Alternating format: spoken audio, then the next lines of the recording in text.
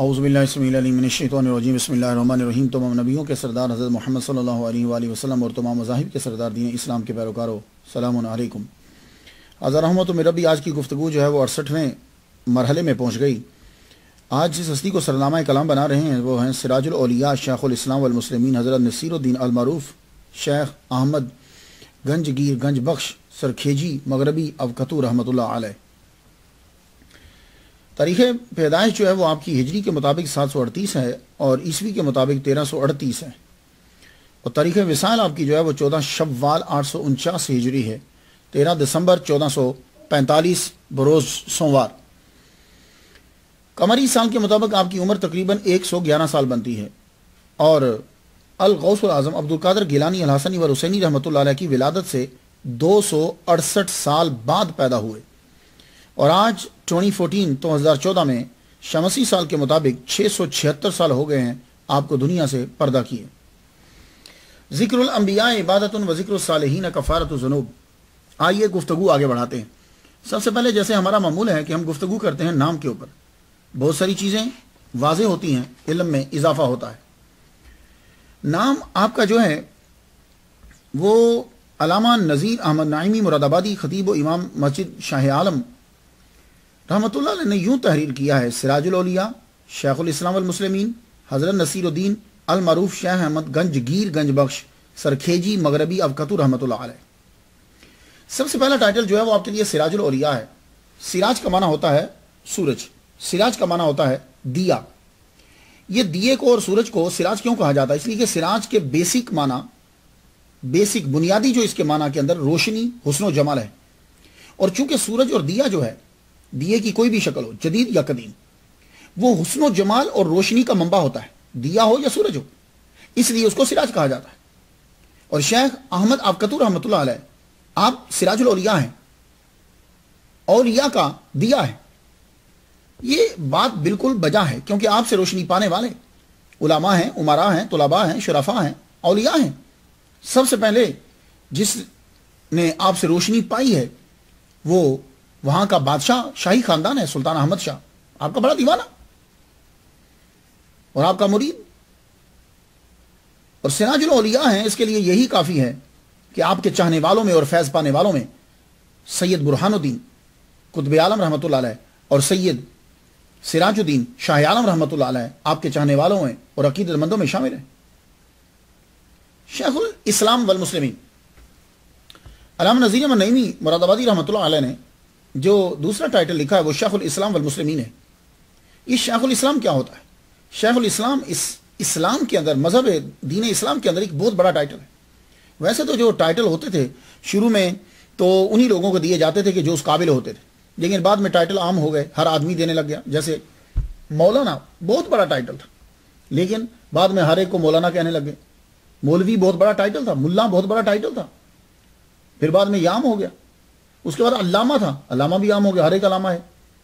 اس کے بعد اب شیخ الاسلام جو ہے، شیخ الاسلام بھی ایک بہت بڑا ٹائٹل ہے، معمولی بات نہیں ہے۔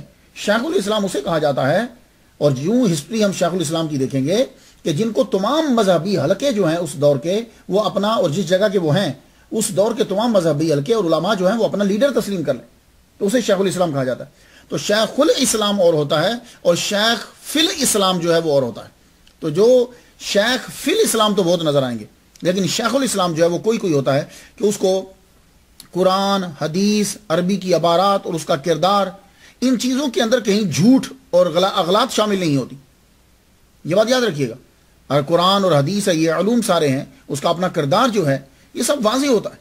ماشاءاللہ میرے پیر و مرشد سید مدنی میاں مدث اللہ علی جب کبھی انگلینڈ تشریف لاتے ہیں، امریکہ تشریف لاتے ہیں، یا انڈیا کی اسٹیٹس میں جاتے ہیں تو لوگ ان کو شیخ الاسلام والمسلمین کہتے ہیں، اور آپ کو عربی زبان پر عبور حاصل ہے، اور ماشاءاللہ بھی قرآن مجید کی تفسیر لکھی ہے، سید التفاسیر اس کی جو ہے وہ جشن ہوا، مکمل ہوئی، اللہ تعالیٰ کا بڑا کرم ہے۔ تو شیخ الاسلام اور شیخ فی الاسلام کے اندر جو ہے وہ بڑا فرق ہوتا ہے۔ آپ کا اصل نام جو ہے وہ نصیر الدین ہے، یہ بات یاد رکھیے گا۔ شیخ احمد اوکتو رحمۃ اللہ کا اصل نام نصیر الدین۔ نصیر کا معنی ہوتا ہے مددگار، اس کی جمع ہوتی ہے انصار، اس کی جمع انصار ہے۔ آپ نے سنا ہوگا مہاجرین اور انصار، والسابقون الاولون من المہاجرین والانصار، تو یہ انصار مدینہ کے رہنے والوں کو کہا جاتا ہے، وہ انصار ان کو کیوں کہا جاتا ہے؟ اس لیے کہ انہوں نے مہاجرین کی مدد کی تھی. تو انصار نصیر کی جمع ہے. یہ نصیر کا لفظ قرآن مجید کے اندر 11 مرتبہ آیا ہے اور نصیرہ 13 مرتبہ ہے. تو ٹوٹل 24 مرتبہ جو ہے یہ نصیر آیا ہے. تو آپ کے ماں باپ نے جو آپ کا نام رکھا تھا وہ نصیر ہے، نصیر الدین. تو واقعی آپ اس بامسمہ ہیں کہ آپ نے اپنے نام کے ساتھ وفاداری کی. آپ نے مسلمانوں کو بھی ہدایت دی، یعنی دین پھیلایا، اور ہندوؤں کو مسلمان بنایا. اس لحاظ سے آپ نے دین کی جو ہے وہ مدد کی. شیخ احمد، یہ نام جو ہے یہ زیادہ مشہور ہوا آپ کا. احمد جو ہے یہ اس میں تفصیل کا صیغہ ہے، اور ہمارے نبی محمد مصطفیٰ صلی اللہ علیہ وآلہ وسلم کا آسمانی نام ہے یہ احمد. یہی وجہ ہے کہ حضرت عیسیٰ علیہ السلام دوسرے انبیاء کی طرح اپنے اپنے دور کے اندر جب وہ تبلیغ کر رہے تھے تو سب نبیوں نے کی ہے. تو عیسیٰ علیہ السلام بھی اپنے دور میں جب حضور صلی اللہ علیہ وسلم کے بارے میں بیان کر رہے تھے تو وہ کہتے ہیں کہ مبشرم برسولی یاتی من بعدی اسمہ احمد، میں بشارت دینے والا ہوں ایک رسول کی جو میرے بعد آئیں گے، نام ان کا احمد ہے. تو پورے قرآن مجید کے اندر احمد اس میں تفصیل کا سکھا. یہ احمد جو ہے ایک مرتبہ آیا ہے، اور وہ بھی ہمارے نبی محمد مصطفیٰ صلی اللہ علیہ وآلہ وسلم کے لیے. عیسیٰ علیہ السلام نے محمد کیوں نہیں کہا؟ حضور صلی اللہ علیہ وآلہ وسلم نے تشریح فرما دی. آپ فرماتے ہیں کہ آسمان میں میرا نام احمد ہے اور زمین میں میرا نام محمد ہے. اس سے واضح ہو گیا کہ عیسیٰ علیہ السلام چونکہ آسمانی ہیں، ان کا ابھی تک وقت جو ہے وہ آسمان میں ہی گزر رہا ہے. میری بات سمجھ رہے ہیں آپ؟ آسمان میں ہی. تو انہوں نے وہی نام بتایا احمد. تو یہ بعد میں مسلمان جو ہیں وہ برکت کے لیے اپنے نام احمد جو ہے وہ رکھنے لگے. محمد اور احمد جو ہے یہ برکت کے لیے رکھنے لگے. شیخ، یہ شیخ کیا ہے؟ شیخ جو ہے عربی زبان کا لفظ ہے. اس کا معنی ہوتا ہے بوڑھا. یہ عربی کا ہے، یہ بات یاد رکھیے گا. شیخ کا معنی ہوتا ہے بوڑھا، لیکن صرف بوڑھا تھا. بعد میں جو دین اسلام کے اندر مذہبی آدمی ہوتا تھا اور مذہب کے اندر تبلیغ کرتے کرتے وہ اپنی 50 اور 60 سال کی زیادہ عمر تک پہنچ جاتا تھا تو اس کو شیخ کا ٹائٹل دے دیا جاتا تھا. تو یہ اصل میں زیادہ تر یہ استعمال ہوتا ہے روحانی اور مذہبی پیشوا کے لیے. لیکن سید احمد دہلوی مؤلف فرہنگ آصفیہ وہ کہتے ہیں کہ لفظ شیخ جو ہے، شیخ نہیں شیخ، شیخ میں اور شیخ میں فرق ہوتا ہے. یہ جو شیخ ہے یہ سادات کرام کا بھی ٹائٹل رہا ہے. شیخ سادات کرام کا ٹائٹل رہا ہے، یعنی سیدوں کو بھی شیخ کہا جاتا تھا. ہمارے جو بزرگ ہیں جن کی اولاد سے ہم ہیں، سید حاجی شیخ احمد ولی رحمۃ اللہ علیہ.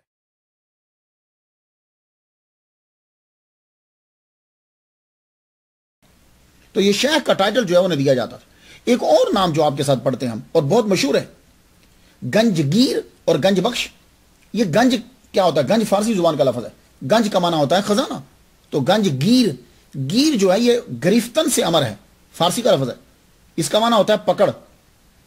لیکن جب یہ کسی اسم کے بعد آ جاتا ہے تو پھر اس کا معنی پکڑ نہیں ہوتا، پھر یہ اس میں فاعل کا معنی دیتا ہے. پھر اس کا معنی ہوتا ہے پکڑنے والا. گیر پکڑ، ماہی گیر مچھلی پکڑنے والا، جہانگیر جہان کو پکڑنے والا یعنی فتح کرنے والا، عالمگیر. تو اسی طریقے سے آپ کا نام پڑ گیا گنجگیر اور گنج بخش. پاکستان کے اندر جب آپ کبھی گنج بخش کا لفظ بولیں گے، صرف گنج بخش بول دیں پاکستان کے اندر، تو فوراً مائنڈ جو ہے وہ تمام کا ادھر چلا جائے گا. ہاں، حضرت داتا گنج بخش علی حجویری رحمۃ اللہ علیہ کی طرف. لیکن جب آپ کبھی احمد آباد کے اندر ہوں گے تو احمد آباد کے اندر جب آپ گنج بخش کہیں گے تو فوراً ذہن جو ہے وہ پہلی دفعہ جو ذہن جائے گا وہ شیخ احمد آفقتو رحمۃ اللہ علیہ کی طرف جائے گا. لیکن کوشچن تو وہی رہا کہ بھائی آپ کو گنج گیر اور گنج بخش کیوں کہا جانے لگا؟ تو اس کی وجہ سن لیجئے کہ آپ کو گنج بخش اور گنج گیر اس لیے کہا جانے لگا کہ آپ کی جو خانقاہ تھی وہاں غریبوں کو کھانا بہت ملتا تھا. اور آپ کی خانقاہ اتنی بڑی خانقاہ تھی کہ صرف غریب ہی نہیں بلکہ بعض اوقات تو ایسا ہوتا کہ جب سلطان احمد شاہ اپنے لشکر کے ساتھ آتا تو پورے کے پورے لشکر کو کھانا آپ کی خانقاہ سے ملتا تھا. میں بڑا حیران ہوا یہ پڑھ کر کہ جب وہ اپنے بندوں کے ساتھ، خاص بادشاہ جب چلتا ہے تو اس کے ساتھ ایک جماعت ہوتی ہے تو پوری جماعت کھانا وہاں سے کھاتی تھی. ایون کہ سلطان احمد شاہ بھی آپ کی خانقاہ سے کھانا کھاتا تھا. آپ جانتے ہو کہ آپ کی خانقاہ کے اندر کتنا خرچہ ہوتا تھا سالانہ؟ 1,25,000 تنکا. یہ اس وقت کی کرنسی کا نام ہے، یہ چاندی کا سکہ ہوتا تھا. یہ جو تنکا ہے یہ نیپال سے شروع ہوا. نیپال کے بعد 1640 عیسوی میں یہ چاندی کا سکہ ہوتا تھا. پھر یہ تبت میں استعمال ہونے لگا 1763 میں.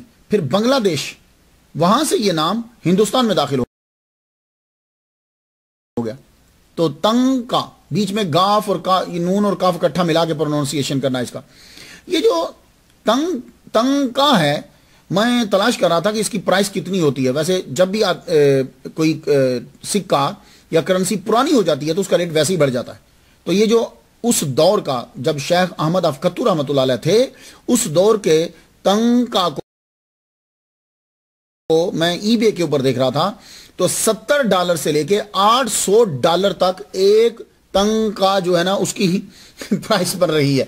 تو اس دور کے اندر یہ چاندی کا سکہ ہوتا تھا تو 1,25,000 جو ہے وہ آپ کی خانقاہ میں سالانہ خرچہ تھا. اس لیے لوگ جو ہیں جب کھانا جب وہاں کھاتے تھے کھانا کھایا کرتے تو ان کے لیے وہ ان کے اس دور میں یہی ہوتا تھا کہ کھانا مل جائے تو وہ گنج بخش اور گنج گیر آپ کا ٹائٹل جو ہے وہ بن گیا. جب آپ جائیں احمد آباد آپ جائیں گے تو آپ ان کے دربار پر حاضری دینے کے لیے جائیں تو جو ہی گیٹ سے انٹر ہوں گے نا مین گیٹ سے تو اوپر اگر آپ دیکھیں گے تو وہاں لکھا ہوگا شیخ احمد ختو گنج بخش کے نام کے ساتھ ہم دیکھتے ہیں ایک لفظ ختو. انگلش میں نے کچھ جگہوں پہ دیکھا تو ڈبل ٹی ہے یعنی کھٹو. یہ لیکن میں نے اکثر جہاں دیکھا جب میں تاریخ میں دیکھا تو وہاں ختو ہے ایک ٹی ہے تو یہ بالکل صحیح ہے ختو. اب یہ ختو کیا ہے؟ کھتوان تھا اس کا پرانا نام. یہاں جو ہے پرانا ختو جو ہے وہ تو تباہ ہو گیا پھر اس کے بعد 2 حصوں میں ڈیوائیڈ ہو گیا چھوٹی ختو بڑی ختو اور آپ چھوٹی ختو میں رہا کرتے تھے. یہ ختو جو ہے قصبہ ہے ضلع سیکر ریاست راجستھان ملک انڈیا میں اور آپ کا بچپن چونکہ یہیں گزرا تھا ختو کے اندر اس لیے آپ کے نام کا یہ حصہ بن گیا. لیکن میں گزارش کرنا چاہوں گا کہ یہ جو اوپر لکھا ہوا ہے یا لوگ بولتے ہیں تو اگر وہ یوں بول دیں تو کچھ تھوڑا سا بہتر ہو جائے گا. وہ کیا پرانے تمام القابات اور ٹائٹل لگانے سے حضرت شیخ احمد افقتو رحمۃ اللہ علیہ. اب ختو کی سمجھ آ گئی یہ ایک قصبے کا نام ہے. اس کے بعد آپ کے نام کے ساتھ مغربی آتا ہے. یہ مغربی جو ہے یہ اس بات کی نشاندہی کرتا ہے کہ آپ نے جس سلسلے میں بیعت کری تھی وہ سلسلہ مغربیہ تھا. لیکن کویسچن تو پھر وہی رہا کہ مغربی اسے کیوں کہا جاتا ہے؟ اس لیے کہ آپ کے پیر و مرشد بابا اسحاق مغربی رحمۃ اللہ علیہ یہ مرید تھے ابو مدین مغربی رحمۃ اللہ علیہ کے یہ مرید یعنی کچھ واسطوں کے ساتھ یہ ان کے مرید تھے اس سلسلے میں. لیکن پھر بھی وہی رہا کہ بابا اسحاق مغربی تو ابو مدین مغربی کیوں ہیں؟ تو بات یہ ہے کہ پرانے دور کے اندر عرب جو ہیں عرب کے لوگ Spain ٹونیزیا Morocco Libya Algeria Mauritania اس کو مغرب کہا کرتے تھے. ان علاقوں کو اس کے قریب قرب و جوار میں جتنے ہیں اس کے ساتھ ساتھ اس کو مغرب کہتے تھے. چونکہ ابو مدیم شعیب جو ہیں یہ پیدا ہوئے تھے اسپین کے اندر اس لیے ان کو مغربی کہا جاتا ہے. تو آپ اس سلسلے کے اندر بیعت ہیں اس لیے شیخ احمد افقتو رحمۃ اللہ علیہ مغربی ہیں. یعنی آپ کا سلسلہ جیسے چشتیہ قادریہ سہروردیہ نقشبندیہ ہوتا ہے نا اسی طرح ایک سلسلہ مغربیہ بھی ہے اور یہ سلسلہ نارتھ افریقہ کے اندر بہت مشہور ہے. اور ابو مدین مغربی انشاءاللہ اس کے بعد ان کا تذکرہ کرنا میں ضروری سمجھ رہا ہوں تاکہ جتنے لوگ شیخ احمد افقتو رحمۃ اللہ علیہ کے چاہنے والے ہیں ان کو پتہ چل جائے کہ ہمارے جو پیر ہیں یا شیخ احمد افقتو رحمۃ اللہ علیہ جس سلسلے میں بیعت ہیں وہ سلسلہ کتنا بڑا ہے. تو جس طرح ہندوستان کے اندر اور پاکستان کے اندر عبد القادر گیلانی معین الدین اجمیری اور داتا حجویری ہیں اسی طریقے سے جب آپ نارتھ افریقہ میں چلے جائیں گے تو وہاں آپ کو ابو مدین نظر آئیں. بلکہ ابو مدین کا جب نام لیتے ہیں تو ساتھ الغوث لکھتے ہیں. عبد القادر گیلانی تو غوث الاعظم ہے نا ان کے ساتھ الغوث لکھا جاتا ہے. اب آپ کو کچھ معلوم پڑا کہ مغربی کیوں؟ ایک اور نام سرکھیجی یہ بھی آپ کے ساتھ لکھا جاتا ہے. سرکھیجی یہ سرکھیجی جو ہے یہ احمد آباد کا شہر ہے سبربن ہے. یہ سرکھیج جو ہے یہ احمد آباد شہر کا سبربن ہے اور یہ شہر کے سینٹر سے 7 کلومیٹر دور ہے. اس قصبے کو محمود بیگڑا نے جو ہے یہ بھی بادشاہ محمود بیگڑا نے جو ہے اس کو بنایا اور بسایا تھا. آپ کے لیے پھر یہاں خانقاہ بنائی گئی آپ کے یہاں ایک مسجد بنائی گئی. اس مسجد کا نام ہی روزہ سرکھیج ہے اس لیے آپ کے نام کے ساتھ سرکھیجی لگتا ہے.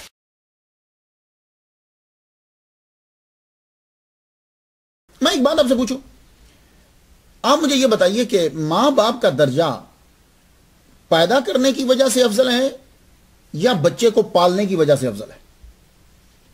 سوچئے. مجھے معلوم ہے ایک دم سے ایک آدمی اٹھے گا کہے گا جی وہ ماں کا درجہ پیدا کرنے کی وجہ، میں ماں نہیں پوچھ رہا، میں ماں باپ پوچھ رہا ہوں، ماں نہیں پوچھ رہا میں، وہ تو مجھے بھی معلوم ہے، کیونکہ قرآن مجید نے یہ کہا ہے کہ ماں جو ہے وہ اسے اٹھائے رکھتی ہے تو تکلیف میں ہوتی ہے، جنتی ہے تو تکلیف میں ہوتی ہے، وہ تو میں آیت جانتا ہوں، لیکن دیکھنا یہ ہے کہ زیادہ کام کیا مشکل تھا، کیونکہ تکلیف ایک دفعہ ہوئی اس کے بعد تو ختم ہوگی۔ تو دیکھیے، یاد رکھیے، ماں باپ کا درجہ، ماں کا درجہ بڑھتا ہے، وہ درجہ اور زیادہ بڑھ جاتا ہے، اس لیے کہ اس نے ایک اور تکلیف برداشت کی ہے، وہ جننے کی ہے۔ لیکن اصل میں ماں باپ تربیت کی وجہ سے ماں باپ کا درجہ بڑھتا ہے، کیونکہ باپ نے تو جننے کی تکلیف نہیں لی، تو لیکن پھر بھی باپ کا بھی، اب باپ کی طرف کوئی یوں ٹکٹکی باندھ کر دیکھتا ہے تو اس کی نمازیں قبول نہیں ہوتی، اس نے تو نہیں جنا۔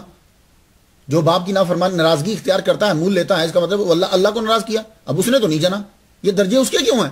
تو اصل میں اب دیکھیے، میں دوسری دلیل لیتا ہوں، قرآن مجید کے اندر یہ جب دعا مانگنے کے لیے کہا گیا تو کہا گیا رب ارحمہما کما ربیانی صغیرا، ربا یعنی کا لفظ آیا ہے، جننے کا لفظ نہیں آیا، کہ انہوں نے تربیت کری ہے۔ تو پالنا جو ہے یہ افضل ہوتا ہے۔ کسی کا بچہ ہے تو جاؤ آپ دیکھو، اس کی پیدائش سے لے کر اس کی 5 سال کی عمر، وہ تکالیف ساری، اس کے بعد پھر آگے کی تکالیف، تو بچے کو پالنا، اسے سنبھالنا، اسے رکھنا انتہائی مشکل کام ہوتا ہے۔ اب شیخ احمد افقتو رحمۃ اللہ علیہ کے چاہنے والے یہ چاہیں گے کہ میں فوراً سے ان کی شان شروع کر دوں تاریخ، لیکن نہیں، جب تک میں ان کے پالنے والے کی گفتگو نہیں کروں گا آپ کو سمجھ نہیں آئے گی۔ تو شیخ احمد افقتو رحمۃ اللہ علیہ کو پالنے والا کون ہے؟ بھائی اللہ کے بعد ماں باپ دیکھیں، لیکن یہاں معاملہ کچھ الٹ ہو گیا۔ شیخ احمد افقتو رحمۃ اللہ علیہ کو ان کے ماں باپ نے نہیں پالا، بابا اسحاق مغربی رحمۃ اللہ علیہ نے پالا ہے۔ بابا اسحاق مغربی رحمۃ اللہ علیہ خواجہ بزرگ کے مرید، اور چند واسطوں سے وہ ابو مدین شعیب انصاری مالکی مغربی رحمۃ اللہ علیہ کے مرید۔ بابا اسحاق رحمۃ اللہ علیہ نے 40 حج جو ہیں وہ پیدل کیے۔ آپ اپنے پیر و مرشد کے شاگرد رشید بھی تھے، خلیفہ بھی تھے، مرید بھی تھے، مراد بھی تھے، محبوب بھی تھے۔ آپ کے مرشد دنیا سے رخصت ہو گئے، آپ نے اپنے مرشد کے در پہ ڈیرا لگا لیا، قبر کے پاؤں کی طرف بیٹھ گئے، اتنے روئے اتنے روئے اتنے روئے، 3 دن گزر گئے۔ کوئی آدمی ضرورت کے لیے آتا تو کوئی پیسے چاہیے ہوتے خانقاہ کا خرچہ چلانے کے لیے، آپ اپنے مرشد کی چادر کے نیچے ہاتھ ڈالتے اور یوں ہاتھ نکال کے پیسے اس کو دے دیتے۔ 3 دن جب گزر گئے تو مرشد خود خواب میں آئے، کہنے لگے بیٹے اب میری قبر سے اٹھ جا، تو ہندوستان کی طرف چلا جا، وہاں جا کر ہمارا فیض پہنچا آگے، وہاں تو نے فیض پہنچانا ہے۔ اب وہاں سے اٹھے تو آپ ہندوستان کی طرف چل پڑے۔ اس دور میں ہندوستان کے اندر علاؤ الدین خلجی کی حکومت تھی، اور یہ تقریباً 1308 عیسوی کے قریباً تھا۔ آپ ہندوستان کی طرف گئے تو سیدھا آپ اجمیر چلے گئے، راجستھان۔ وہاں جا کر خواجہ معین الدین اجمیری چشتی رحمۃ اللہ علیہ کی قبر انور کے اوپر آپ نے چلہ کاٹا۔ 40 دن جب مکمل ہو گئے، آپ کا چلہ کامیاب ہو گیا۔ تمام کے تمام اولیاء کرام، خواجہ معین الدین اجمیری چشتی بھی اور آپ کے مرشد بھی بیچ میں تھے، سب آئے آپ کو مبارکباد دینے کے لیے کہ بھائی یہ تم نے اچھے طریقے سے مراقبہ میڈیٹیشن تم نے اچھا کرا ہے، فیض دیا ہر ایک نے۔ یہ بڑے اعزاز کی بات ہوتی ہے جب کسی کا چلہ کامیاب ہو جاتا ہے، یہ بات یاد رکھیے گا، ورنہ بڑوں بڑوں کے چلے جو ہیں وہ چلوں کے اندر ہی وہ فنا ہو جاتے ہیں۔ تو مرشد نے یہ کہا بیٹے اب تم یہاں سے چلے جاؤ، تمہاری جگہ اصل جو جگہ ہے وہ کھتو ہے، وہ جو ڈیرا وہ جگہ جو ہے وہ ہم نے تیرے نام لگا دی ہے، تو اب وہاں پہنچو۔ اب یہ وہاں سے گویا کہ یہ اشارہ تھا اس بات کا کہ تم اجمیر سے اب چلے جاؤ۔ اب یہ وہاں سے چلے، اجمیر سے جب یہ چلتے ہیں تو اجمیر سے ناگور، یہ کھتو اور یہ سارے جو علاقے ہیں جتنے، یہ قریب قریب پڑتے ہیں۔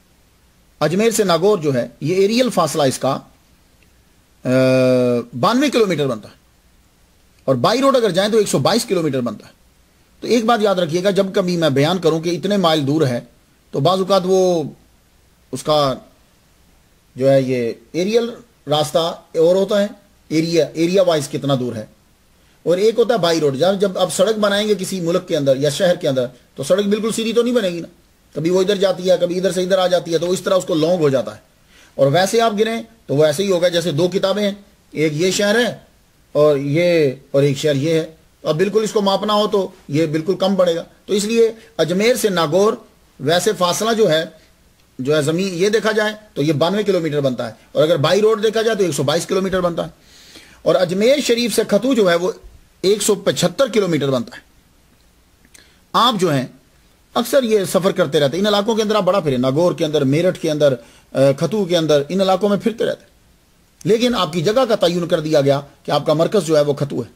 آپ یوں ہی پھرتے پھرتے جو ہے میرٹھ کے قریب پہنچے۔ ندی کے کنارے پہ ایک درخت تھا توت کا، آپ توت کے درخت کے نیچے بیٹھ گئے۔ درخت کے نیچے جب بیٹھے، وہ توت کا درخت جو ہے، لوگ اب گزرتے، ہندو بھی مسلمان بھی آپ کو دیکھتے۔ ولی کے چہرے کا ایک کمال ہوتا ہے، اللہ کا بڑا خاص کرم ہوتا ہے، چہرے کو دیکھتے بیٹھتے۔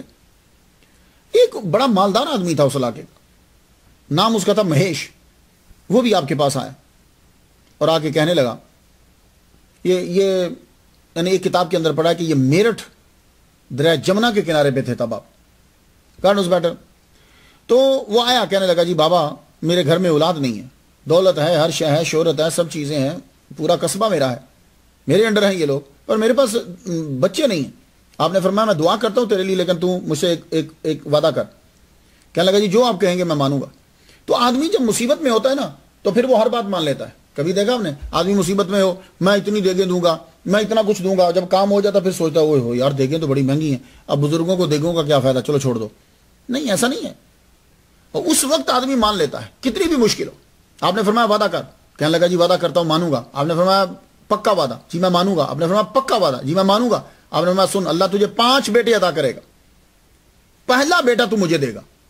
اس نے اس وقت سوچا چل پتہ نہیں بابا یہاں ہوگا نہیں ہوگا، آئیں گے نہیں آئیں گے، 5 بیٹے ہوں گے تو بڑا بیٹا لینے، ٹھیک ہے بابا میں بڑا بیٹا تمہیں دے دوں گا۔ فرمایا لگے پکا وعدہ، کیا میں جا دوں۔ آپ نے اس کو دعا دیا اور وہاں سے اٹھ پڑے۔ اٹھ کے آپ پھر خراساں چلے گئے۔ وہ آپ کا ایک ٹرپ تھا، ایک دورہ تھا، آپ نے خراساں، ہرات، یہ سارے علاقوں کا دورہ ٹرپ کیا۔ 5 سال گزر گئے، 5 سال کے بعد دوبارہ آپ اسی توت کے درخت کے نیچے آ گئے۔ اور کرامت ذرا دیکھیے آپ کی کہ جب آپ توت کے درخت سے اٹھ کر گئے تھے تو اس وقت وہ خشک ہو گیا تھا۔ واپس جب آ کر ندی کراس کرنے کے بعد آپ اس جگہ پہ آ کر بیٹھتے ساری ایک دم سے وہ ہرا بھرا ہو گیا درخت۔ یہ آپ کی برکت ہے۔ اور یہ بات یاد رکھیے گا، یہ رونما کب چیزیں ہوتی ہیں؟ جب حضرت خضر علیہ السلام کا گزر ہوتا ہے، یا حضرت جبریل علیہ السلام کی اونٹنی کا گزر ہوتا ہے، یا کسی ولی اللہ کے ہاتھ کی لمس ہوتی ہے، یہ ساری چیزیں کوئی نہ کوئی ریزن بنتی ہیں۔ اور زیادہ تر حضرت خضر علیہ السلام جو ہیں، آپ کے ساتھ جو ہوا مس کرتی ہے نا، وہاں چیزیں اکثر زندہ ہو جاتی ہیں۔ یہ حضرت خضر علیہ السلام، اور ولیوں کے پاس حضرت خضر علیہ السلام آتے جاتے رہتے ہیں۔ تو یہ کیسے ہو سکتا ہے کہ بابا اسحاق مغربی رحمہ اللہ کے پاس نہ آئے ہوں؟ تو جو ہی آپ آ کر بیٹھے، وہ توت کا درخت ہرا ہو گیا۔ اب لوگ تو جانتے تھے، وہ تو 5 سال سے گزر رہے تھے کہ درخت تو سوکھا ہوا ہے، ایک دم سے ہرا ہوا۔ بابا کی کرامت کی شہرت ہو گئی، اور جب شہرت ہوئی، بات آگے پھیلی تو اس کے کانوں، مہیش کے کانوں تک بھی پہنچی کہ بابا تو دوبارہ آ گئے۔ اب وہ بابا کے پاس آیا، کہنے لگا بابا آپ کی دعا سے مجھے بیٹے مل گئے۔ آپ نے فرمایا پھر اپنا وعدہ پورا کر۔ اب اس کو معلوم تھا کہ جس کی دعا سے بچے ہوئے ہیں، اور آپ نے نشانی بھی بتا دی تھی، جو بیٹا ہوگا وہ یہی شکل کا ہوگا۔ اب ہوا کیا کہ اب وہ آپ کو گھر لے گیا۔ گھر جب لے کر گیا تو اس نے 4 بچوں کو، جو اس کے 5 بچے تھے، 4 بچے اس نے اپنے سامنے رکھے چھوٹے، اور بڑا جو بیٹا تھا وہ نوکر کا بیٹا، اس کی ہم عمر کا جو ہے، وہ اپنا بڑا بیٹا بنا کر سامنے کھڑا کر دیا، کہنے لگے بابا یہ میرا بڑا بیٹا ہے، تاکہ اگر بابا لے بھی جائیں تو نوکر کے بچے کو لے جائیں، میرا بیٹا بچ جائے۔ آپ نے یوں چہرے کی طرف دیکھا، فرمانے لگے یہ تیرا بیٹا نہیں ہے۔ کہنے لگا جی میرا بیٹا ہے۔ آپ نے فرمایا تیرا بیٹا نہیں ہے۔ کہنے لگا جی میرا بیٹا ہے۔ آپ نے فرمایا تیرا بیٹا نہیں ہے۔ کہنے لگا اچھا پھر میرا نہیں ہے تو ڈھونڈ لو۔ آپ نے فرمایا اچھا پھر میں ڈھونڈتا ہوں۔ آپ نے فرمایا بیٹا قوام الدین کہاں چھپے ہوئے ہو، خود کو کہاں چھپا رکھا ہے، آؤ۔ اتنا کہنا تھا کہ وہ بیٹا دوڑتا ہوا آیا اور آپ کے قدموں میں آ کے گر گیا۔ یوں اس نے سر آپ کے قدموں میں رکھا، آپ نے اس کے سر کو اٹھایا، سر پکڑ کے جب بلند کیا تو آپ نے فرمایا پڑھو کلمہ لا الہ الا اللہ محمد رسول اللہ، کلمہ پڑھا۔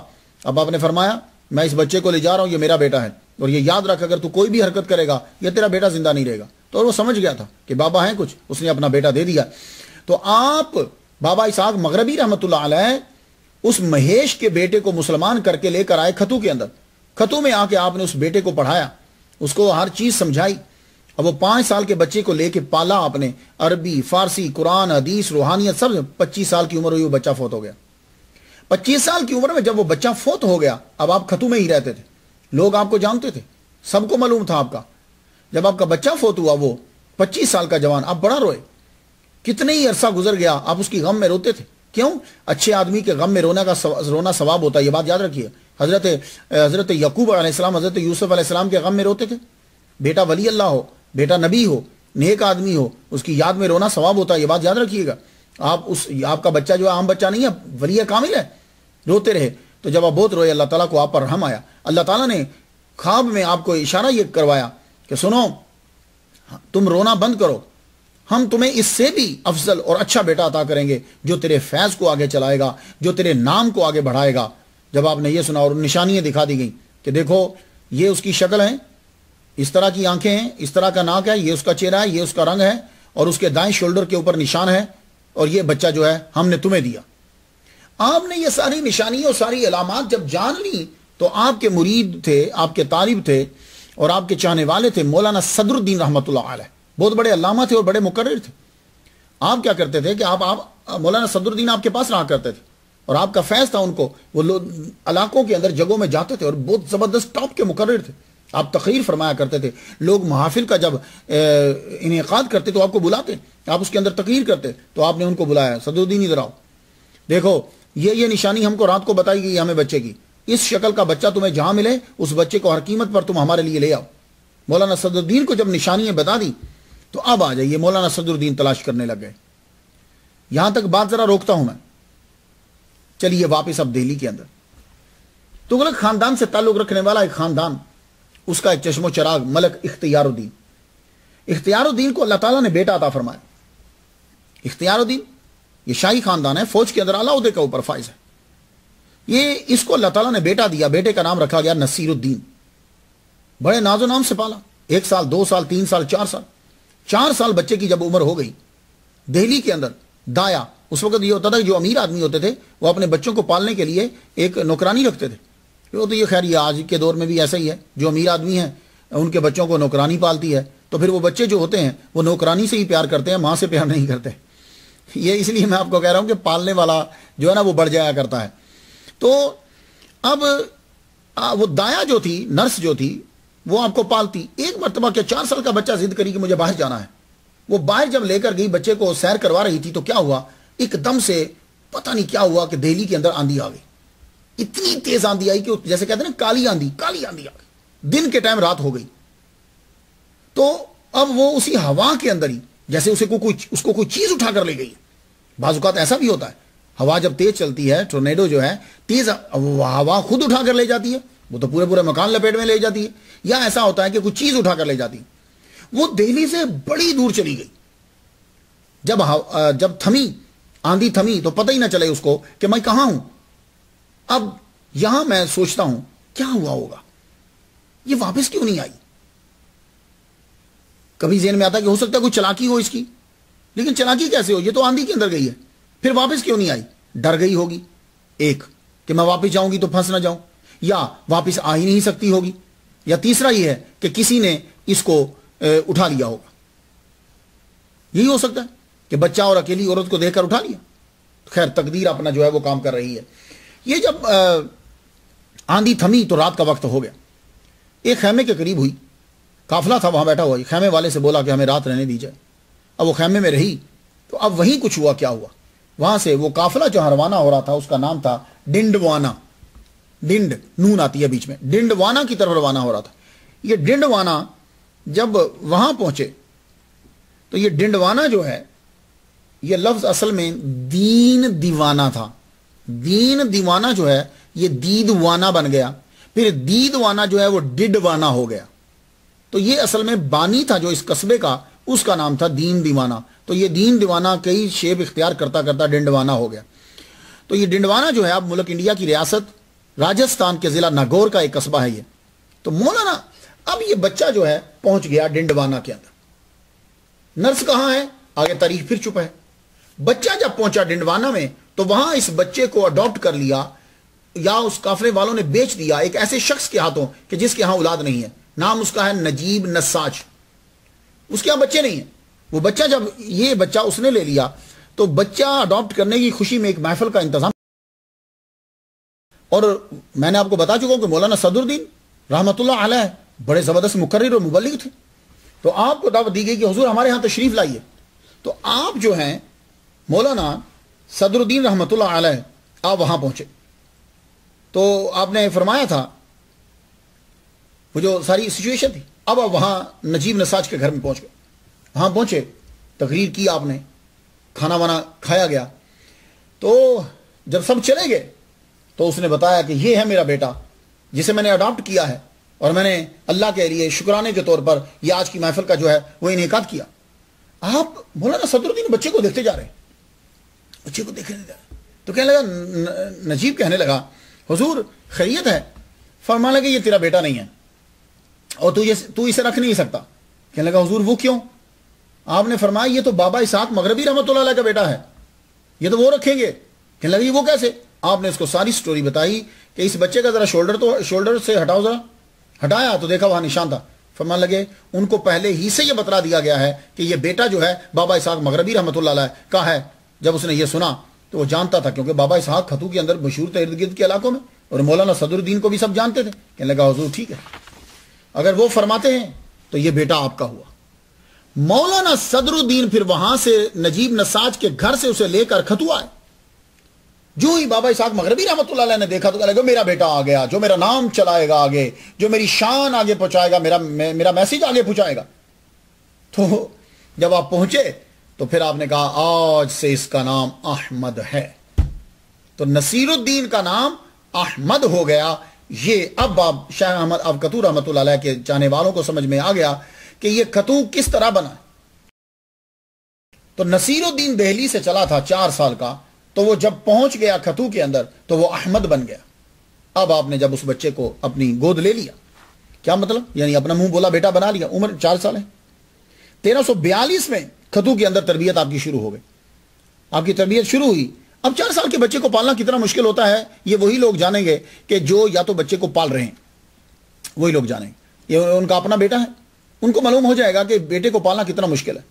وہ سوتے ہوئے جاگ جائے گا، اس کے کپڑے بدلنا، اس کو نہلانا، اس کی باتوں کو ماننا، اس کی ضد، ایک ہی جملے کو 5 6 مرتبہ وہ انتہائی مشکل ہے بائی گاڈ، انتہائی مشکل ہے۔ اس لیے میں کہتا ہوں یہ دعا جو کی گئی رب ارحمہما کما ربیانی صغیرہ، تربیت بہت مشکل ہے، پالنا بچہ بہت مشکل ہے۔ تو اب بابا اسحاق نے ماں بن کر بھی پالا، باپ بن کر پالا، باپ کی طرح تربیت کی، ماں کی طرح رکھوالی کی۔ بچہ بڑا ہوتا جا رہا ہے، آپ نے بچے کو عربی سکھائی، فارسی سکھائی، بچے کو پڑھانا سکھایا، اس کے بعد قرآن حدیث حافظ بنایا، فقہ پڑھائی، یعنی جو بابا اسحاق کے پاس تصوف جتنا تھا، روحانیت تھی، سب بچے کے اندر ڈال دی۔ اب بچہ آپ کے ساتھ ساتھ رہتا۔ 12 سال کا جب ہوا بیٹا آپ کا احمد، شیخ احمد کھتو رحمۃ اللہ علیہ، جب یہ 12 سال کے ہوئے، چل بیٹے تجھے دہلی لے چلتے ہیں۔ اپنے بیٹے کو ساتھ دہلی لے کر گئے۔ دہلی میں جب لے کر گئے تو وہاں خان جہان کی مسجد تھی، اس مسجد کے ساتھ بابا اسحاق مغربی رحمۃ اللہ علیہ کا بڑا تعلق تھا۔ وہ کیا وجہ ہے کہ وہاں کا جو لنگر خانہ تھا، اس لنگر خانہ کے انچارج یہ تھے، اور وہاں کے لوگ آپ کو اپنا پیر مانتے تھے۔ تو آپ جب جاتے خان جہان کی مسجد میں آپ رکتے۔ تو 12 سال جب عمر ہوئی تو شاہ احمد آپ کتو رحمۃ اللہ علیہ آپ کے ساتھ ہیں، سب کو پتا ہے کہ یہ وہ ہے، کہ شاہ احمد یہ وہ ہیں کہ جن کو بیٹا بنایا ہے۔ اس وقت جب آپ گئے پہلی دفعہ تو دیکھا مخدوم جہانیہ جہاں گشت رحمۃ اللہ علیہ تشریف لائے ہوئے ہیں سہروردی دہلی میں، بڑا مجمع لوگ ان کی زیارت کرنے کے لیے جو ہے وہ آ رہے ہیں۔ تو پوچھتے ہیں شاہ احمد کھتو رحمۃ اللہ علیہ بابا اسحاق سے پوچھتے ہیں بابا یہ رش کس بات کا ہے؟ کہنے لگے مخدوم جہانیہ جہاں گشت آئے ہیں، لوگ ان کی زیارت کو جا رہے ہیں، تمہیں بھی زیارت کرنا ہے، میں لے چلوں تمہیں؟ اب ذرا جملہ سنیے گا۔ کہنے لگے بابا آپ ہی میرے لیے سب کچھ ہو، آپ ہی، اور یہ مرید کے ہاں یہ عقیدہ ہونا چاہیے، پھر مرید کو وہ سب چیزیں مل جاتی ہیں۔ مرید کے لیے سب کچھ اس کا پیر ہونا چاہیے، اب چاہے پیر کم درجے کا ہو یا جیسا بھی ہو۔ کیوں؟ فیض اللہ نے دینا ہوتا ہے اور وہ مرید کی اداؤں کے اوپر ملتا ہے فیض۔ آپ شیخ احمد کتو رحمۃ اللہ علیہ نے جب کہہ دیا کہ اے میرے پیر میرا سب کچھ تم ہو، پیر خوش ہو گئے۔ خوش ہو کر آپ نے یہ کہا بیٹے بڑے خوش ہوئے، فرمایا جاؤ دعا ہے تم کو سلطان، امراء، اولیاء کمال نیاز مندی سے تمہارے پاس آیا کریں گے، تمہارے پاس سلطان، امراء، اولیاء، علماء سب بڑی نیاز مندی سے آیا کریں گے۔ تو واقعی تاریخ نے پھر دیکھا کہ سلطان احمد شاہ، سلطان مظفر شاہ، سلطان قطب آپ کی عقیدت مند تھے، اور اولیاء میں قطب عالم اور شاہ عالم جیسے عظیم نام اور عظیم تصوف کے رہنما، یہ سہروردی سلسلہ کے عظیم نام، یہ آپ کی عقیدت مند تھے۔ یہ پیر کی دعا۔ اور مخدوم جہانیہ جہاں گشت خود پھر آپ کو ملنے کے لیے آئے، ایک دور وہ بھی آیا کہ خود آپ کو ملنے کے لیے مسجد کے اندر آئے۔ تو مرید جب بن جاتے ہو، پھر اب پیر سچا ہو یا جھوٹا ہو، تم اپنے پیپر میں کامیاب ہو جاؤ، اللہ تعالیٰ دیکھو پھر کس طریقے سے تمہیں فیض عطا فرما دیتا ہے۔ تو بابا اسحاق مغربی رحمۃ اللہ علیہ کے ساتھ آپ نے بڑا وقت جو ہے وہ گزارا۔ 661 ہجری کے اندر بابا کا انتقال ہو گیا۔ آپ کے جتنے بھی بزرگ ہیں سب کی عمریں تقریباً 120 سال بنتی ہیں، آپ کی بھی عمر 120 سال ہے۔ 27 نومبر 1379 بروز اتوار دنیا سے کوچ کر گیا۔ دنیا سے جب کوچ کیا تو شعبان کا مہینہ تھا، اب آپ خود دیکھو، اور اس وقت آپ کی عمر جو ہے وہ 43 سال تھی. یار جس نے 4 سال سے لے کے پالا ہو تو وہ کتنا غم ہوا ہوگا. اور بابا کے ساتھ تو اتنی محبت تھی شیخ احمد افقتو رحمۃ اللہ علیہ کی. اب میں آپ کو مثال دینے لگا ہوں. اتنی محبت تھی کہ 12 سال کی عمر میں جب آپ آئے تھے دہلی میں آئے تو خان جہان کی مسجد میں بیٹھے ہوئے ہیں، ایک بندہ مسجد کے اندر انٹر ہوا. وہ شیخ احمد افقتو رحمۃ اللہ علیہ کو دیکھا جائے، دیکھتا جائے قریب آ گیا. آگے کہنے لگا تم نصیر الدین ہو. بابا صاحب اس کی طرف دیکھنے لگ گئے. تم میرے بھائی ہو اور تمہارے باپ کا نام اختیار الدین ہے. یہ پہلی دفعہ جب پتا چلا کہ آپ تغلق خاندان سے تعلق رکھتے ہیں. اور نشانی یہ ہے کہ تیرے شولڈر کے اوپر نشان ہے. اور جب دیکھو شولڈر پہ نشان، یہ تو سب کو پتا تھا. اب وہ بھائی بھاگا واپس، ابا کو بھی لے کر آیا، سب کو لے کر آیا کہ بھائی مل گیا ہے. تو خان جہان کی مسجد کے اندر ابا بھائی سب کٹھے ہیں. تو بابا اسحاق نے وہی جواب دیا جو میرے نبی نے دیا تھا، بھائی دیکھو یہ بیٹا ہے، تم لے جاؤ، یہ جاتا ہے تو لے جاؤ. لیکن شیخ احمد افقتو رحمۃ اللہ نے وہی جواب دیا جو زید نے جواب دیا تھا. ہائے ہائے. ان کے ابا کھڑے تھے، ان کا چچا کھڑا تھا. بیٹا تیری ماں اور ہم سب تیری غم میں روتے ہیں، چل ہمارے ساتھ. تو انہوں نے کہا تھا میں محمد کو چھوڑ کے نہیں جا سکتا. یہی جواب دہلی کے اندر تاریخ نے خود کو دہرایا شیخ احمد افقتو رحمۃ اللہ علیہ کے سامنے، جب ان کے ابو ہیں، جب ان کا بھائی ہے، جب ان کے ماں. انہوں نے کہا بیٹے چل ہمارے ساتھ، ہم تیرے غم میں روتے ہیں. کہا میں بابا اسحاق کو چھوڑ کے نہیں جا سکتا. اللہ اکبر جل شاہ. اتنی محبت تھی، ماں باپ کو چھوڑ دیا، پالنے والے کو نہیں چھوڑا. اللہ نے پھر نوازا آپ کو، اللہ نے نوازا. تو اتنی محبت سے تو جب بابا کا وصال ہو گیا، بابا اسحاق مغربی رحمۃ اللہ 120 سال ان کی عمر ہے اور 43 سال شیخ احمد افقتو رحمۃ اللہ کی عمر ہے. جب ان کا وصال ہو گیا تو آپ اتنے غمگین ہوئے، آپ نے شبان ہی سے اپنے آپ کو کمرے میں بند کر لیا. شبان کے کچھ دن گزرے، رمضان کا پورا مہینہ گزر گیا، باہر نہ نکلتے ہیں، نہ کھاتے ہیں، نہ پیتے ہیں، کوئی چیز نہیں ہے. عید کے دن پھر آخرکار آپ کو صوبے دار نے خود اندر دروازہ توڑ کے جا کر آپ کو نکالا. اور اب ہڈیوں کا ڈھانچہ بن چکے تھے کہ آپ خود اپنے وزن پہ چل بھی نہیں سکتے تھے اپنے پاؤں کے اوپر. آپ کو اٹھا کر پالکی کے اندر رکھا گیا اور آپ کو عیدگاہ کی طرف لے کر گئے. عید کی نماز تھی وہاں آپ کو لے کر گئے. سب لوگوں نے آپ کی زیارت کی اور آپ نے اس کے بعد جو ہے وہ 8 سال پھر مجاہدے میں گزارے. خطو کے لوگ، ارد گرد کے لوگ، سب لوگ آپ کے دیوانے. کچھ عرصہ آپ رہے وہاں. اس کے بعد کہتے ہیں کہ 790 میں آپ کے من میں شوق پیدا ہوا کہ میں حج کرنے کے لیے روانہ ہوں، حج کے لیے روانہ ہوا.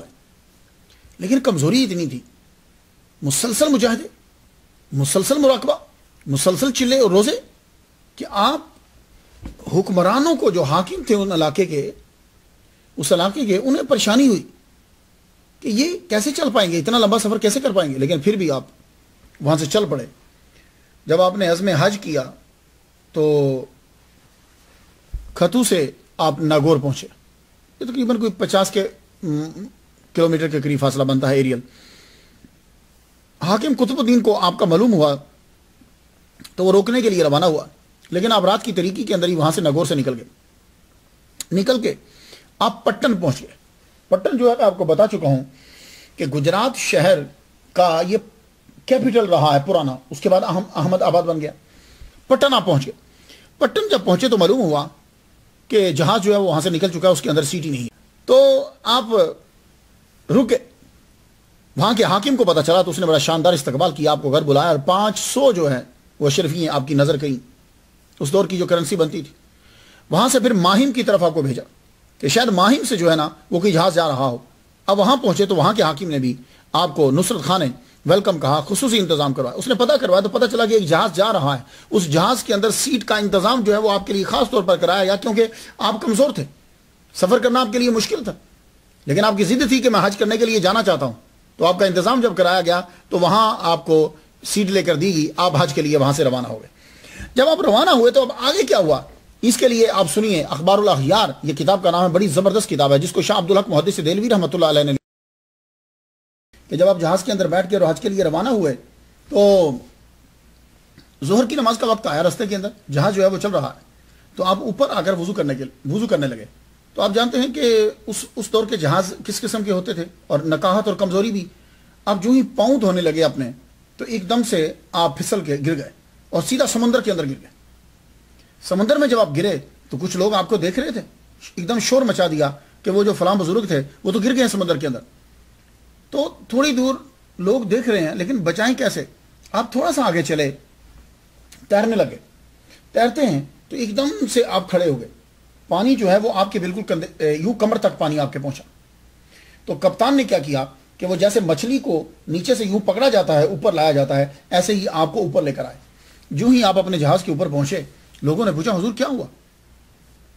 ہم تو پریشان ہو گئے تھے، کہنے لگے کچھ نہیں، جو ہی گرا ہوں تھوڑا سا چلا تو بس یا حافظ ہو یا حفیظ ہو یا رقیب ہو یا وکیل ہو یا اللہ ہو، یہ پڑھنے لگ گیا، یا حافظ ہو یا حفیظ ہو یا رقیب ہو یا وکیل ہو یا اللہ۔ آپ بھی جب کبھی مصیبت آئے، پریشانی میں مبتلا ہو جائیں، اور تو اس وقت اسی کا وظیفہ شروع کر دیجیے گا، لیکن میں یا حیو یا قیوم کا اضافہ کرتا ہوں سفر کے اندر جو مصیبتیں ہیں، یا حافظ ہو یا حفیظ ہو یا رقیب ہو یا وکیل ہو یا اللہ ہو یا حیو یا قیوم۔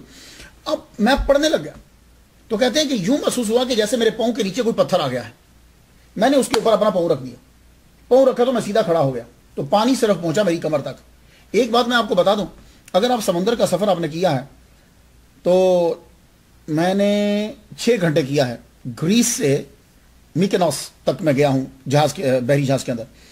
تو وہ یہ بڑے بڑے جہاز کہاں روکے جاتے ہیں؟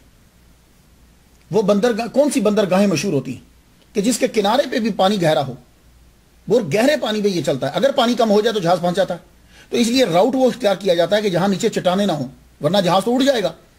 اب یہ ایک کرامت ہے کہ آپ کا جہاز جا رہا ہے اور اللہ تعالیٰ نے ایک نیچے سے، اب یہ نہیں آپ کہہ سکتے کہ وہاں چٹانیں ہوں گی، کیوں کہ جہاز اس روڈ پہ نہیں چلا کرتے، تو اللہ تعالیٰ نے قدرت سے نیچے کوئی چیز رکھ دی اور اب اس کے اوپر جو ہے وہ کھڑے ہو گئے۔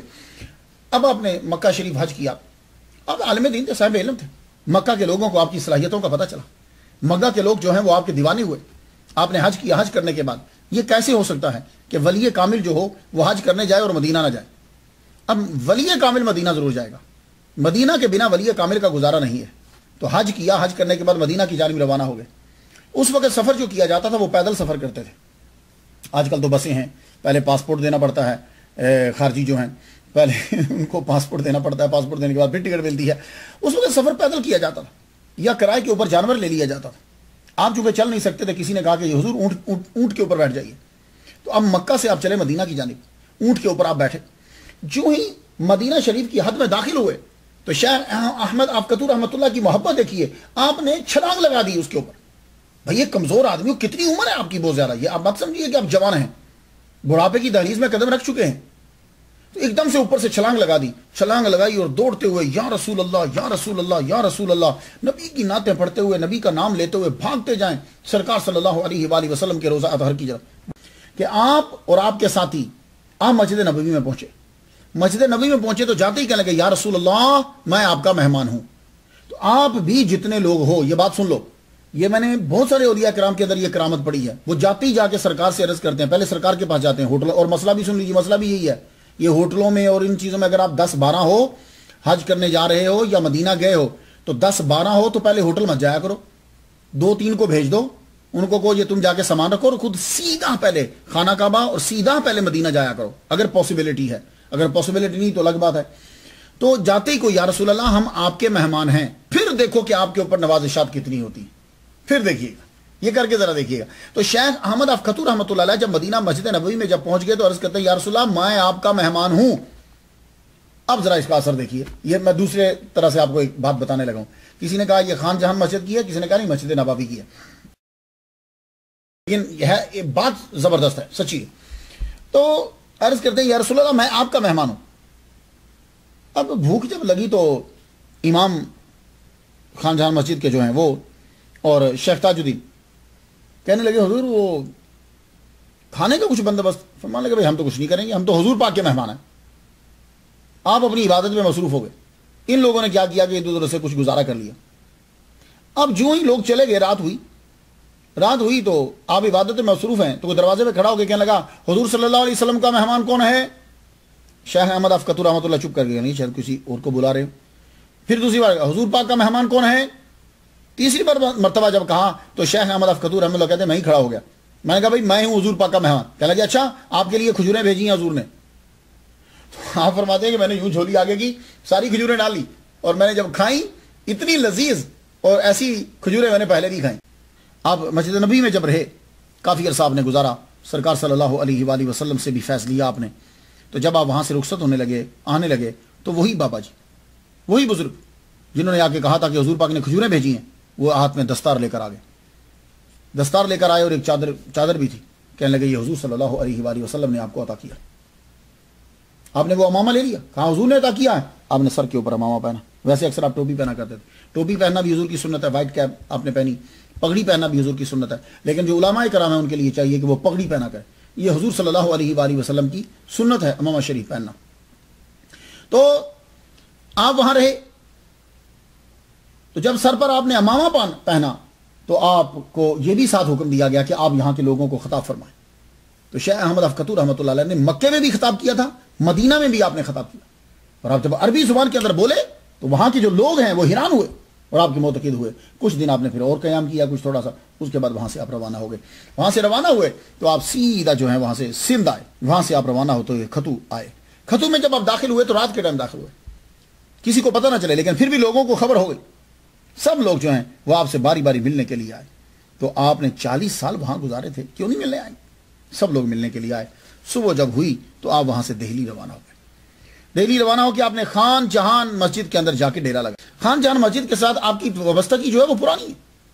آپ اپنے مرشد کے ساتھ بھی آیا کرتے تھے، اور جب مرشد کے بغیر بھی آپ نے یہاں بیٹھ کے بہت چلے کاٹے.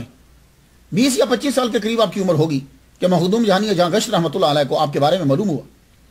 مخدوم جہانی جہاں گشت رحمۃ اللہ علیہ، اور ایک جگہ یہ لکھا ہے کہ حضور پاک صلی اللہ علیہ وسلم نے کہا کہ ہمارا بچہ جو ہے وہ وہاں بیٹھا ہوا ہے، آپ جائیے ذرا اس کے پاس.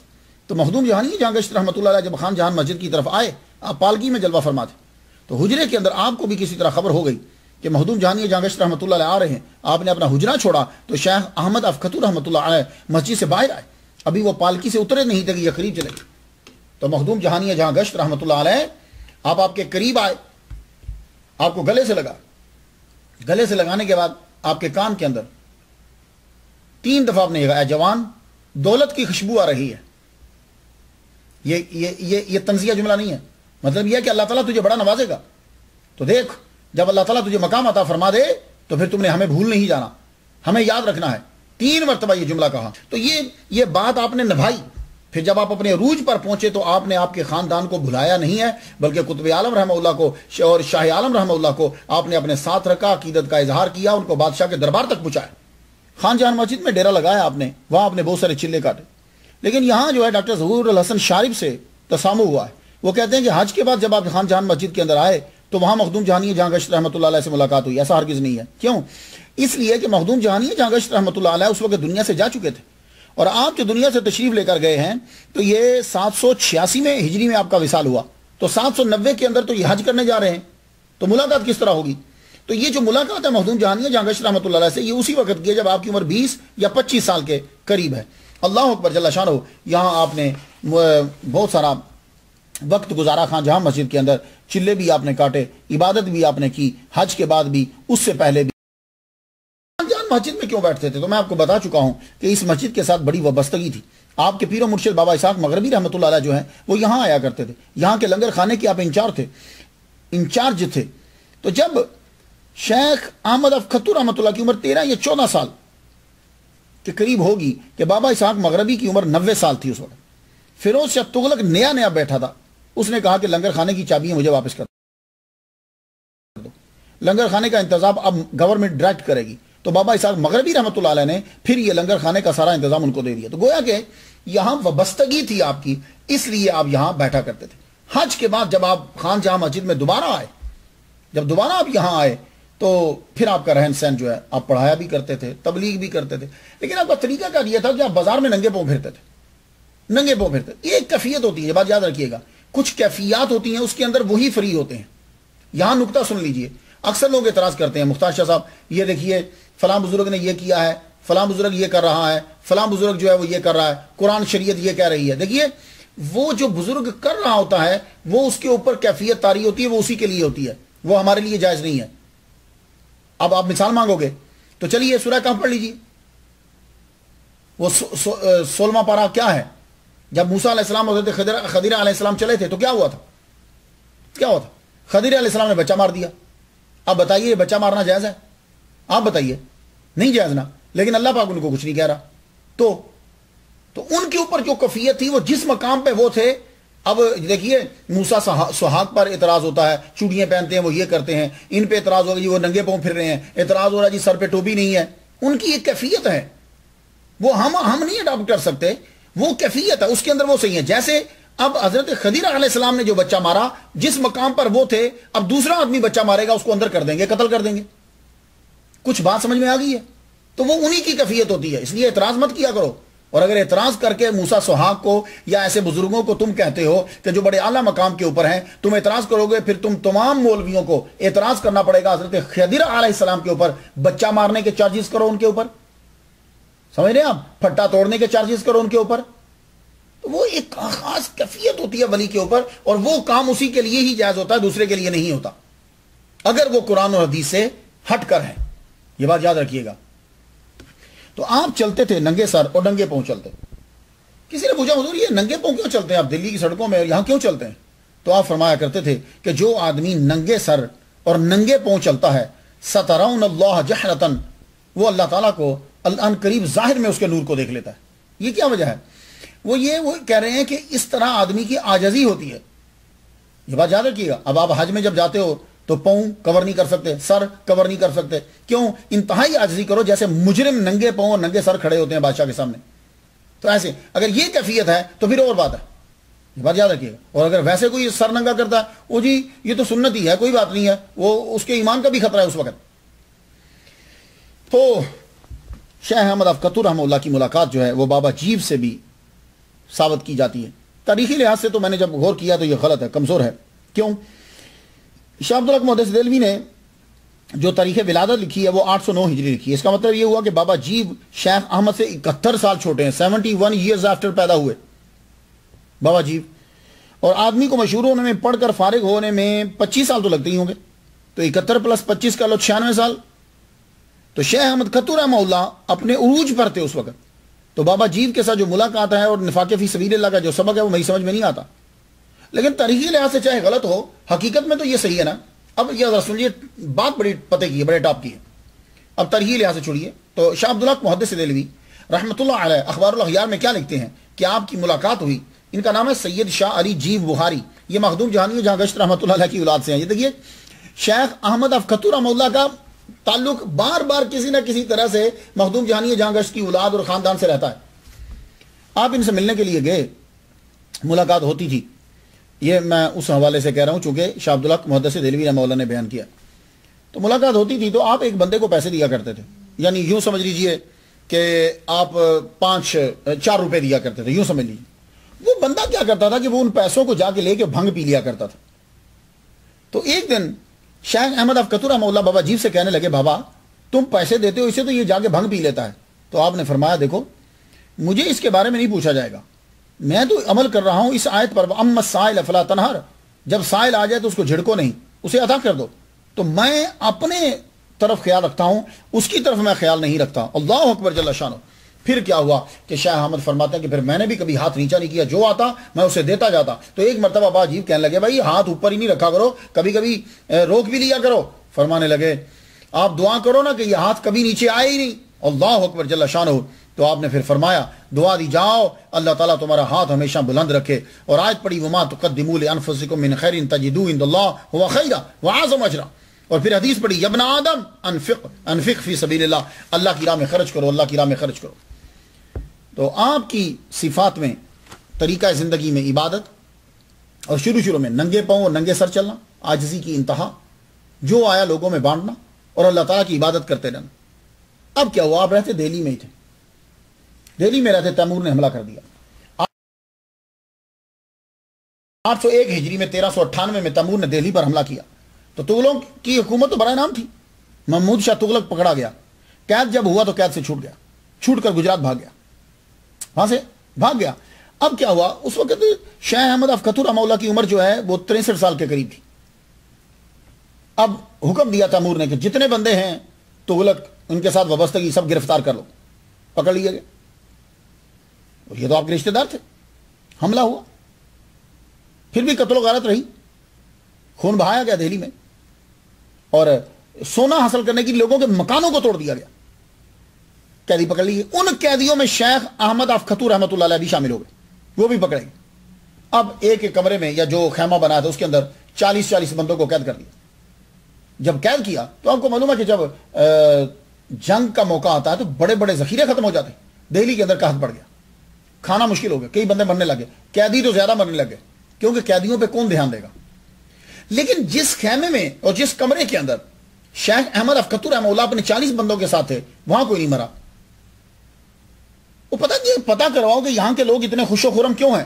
جاسوسی کی گئی تو پتا چلا کہ روزانہ غیب سے 40 روٹیاں آتی ہیں اور شیخ احمد افختو رحمۃ اللہ علیہ وہ روٹی ایک ایک میں بانٹ دیتے ہیں, اور وہ روٹی کھاتے ہیں تو 24 گھنٹے تک ان کو بھوک نہیں لگتی. یہ کرامت کا پتہ جا کے تیمور تک خیمے تک پہنچا. تیمور جو ہے اس وقت حوض خاص پر خیمہ لگائے ہوئے تھا. اس نے کہا بلاؤ بزرگ کون ہے. اور تیمور اور یہ مغل خاندان یہ شروع ہی سے جہاں اولیاء ملتے تھے یا علماء ملتے تھے ان کی یہ قدر کرتے تھے. یہ ان کی یہ خوبی ہے. بلایا تو آپ کی کرامت تو آگے پہنچ چکی تھی. کہنے لگا مجھ سے غلطی ہو گئی, معذرت چاہتا ہوں. فرما لگے نہیں, معذرت نہیں کرو, تقدیر ہی ایسی تھی, یہ ہونا تھا, تمہیں معذرت کی ضرورت نہیں ہے. بڑا متاثر ہوا. گفتگو شروع, علماء بیٹھے ہوئے تھے. آپ نے جب گفتگو کی فارسی اور عربی کے اندر, سمرقند کے تیمور کے ساتھ آئے ہوئے علماء دم بخود رہ گئے. اللہ اکبر جل شانہ. تو وہ کہنے لگا میں معذرت چاہتا ہوں آپ سے, آپ کو رہا کرتا ہوں. تو ولی جو ہوتا ہے لجپال ہوتا ہے, وہ ساتھ چھوڑتا نہیں. یہ بات یاد رکھنا. یہ نہیں ہے کہ فائدہ اٹھایا, جب آگے گیا تو اس کو بھول گیا, پھر اگلا لے لیا, پھر وہ سیاسی آدمی ہوتا ہے, وہ ولی نہیں ہوگا. ولی جو ہوتا ہے وہ لجپال ہوتا ہے. یہ اس کی ایک اور نشانی سن لیجیے. جو آدمی پہلے دور میں ایک بندے کو استعمال کیا, جب آگے گیا اس کو چھوڑ دیا, آگے گیا اس کو چھوڑ دیا, آگے گیا اس کو چھوڑ دیا. یہ چاند پہ جانے والے راکٹ ہوتے ہیں. وہ چاند پہ جانے والا راکٹ کیا کرتا ہے, ایک جگہ جاتا ہے, وہاں پچھلے کو چھوڑ دیتا ہے, پھر آگے جاتا ہے, پھر چھوڑ دیتا ہے جو اس کو اوپر لے کر گیا. کیوں؟ اس لیے کہ اس کا مقصد جو ہوتا ہے وہ بلندی پہ جانا ہوتا ہے. اس کو کہتے ہیں سیاسی پلس مذہبی لیڈر, وہ ایسا. لیکن جو ریلیجس آدمی جو ولی کامل ہے وہ نہیں چھوڑے گا. تو شیخ احمد افختو رحمۃ اللہ علیہ نے کہا سنو, مجھے چھوڑنا ہے تو پھر ان کو بھی چھوڑو جو میرے ساتھ ہے. تو تیمور موڈ میں آ گیا, کیا لگا یہ شیخ احمد جس کو کہتے ہیں اس کو رہا کر دو. آپ کی وجہ سے پھر بڑے مولوی چھوٹے, بڑے بندے جو ہیں وہ رہا ہوئے. تو بڑا متاثر ہوا تیمور. کہنے لگا آپ کے ساتھ بڑا مزہ آتا ہے گفتگو کا, اگر ناگوار نہ گزرے تو آپ میرے ساتھ چلیے سمرقند. آپ نے کہا ٹھیک چلتے ہیں تیرے ساتھ. آپ پھر اس کے ساتھ سمرقند کی طرف روانہ ہو. وہاں آپ اس کے ساتھ کچھ عرصہ رہے, پھر کہنے لگے اب مجھے واپس جانا ہے, آپ کو ناگوار نہ ہو میں واپس چلا جاؤں. تیمور نے کہا جائیے آپ پھر بلخ, کندھار, ہرات ہوتے ہوئے ملتان پہنچے. ملتان سے آپ گجرات, انڈیا میں آپ پہنچ گئے. 803 ہجری میں 2 سال کا عرصہ لگا آپ کو واپس ہندوستان آتے ہوئے. آپ پھرتے پھراتے نہ جانے کہاں سے آپ پھر واپس پہنچے. آپ کی عمر 65 سال ہو چکی. آپ پٹن سے دکن کی جانب روانہ ہونے لگے. پٹن پہنچے, پٹن سے دکن کی جانب روانہ ہونے لگے تو مظفر خان کو کسی طرح معلوم ہو گیا کہ شیخ احمد افختو رحمۃ اللہ یہ دکن کی جانب جا رہے ہیں. اس وقت وہ کسی وار میں تھا.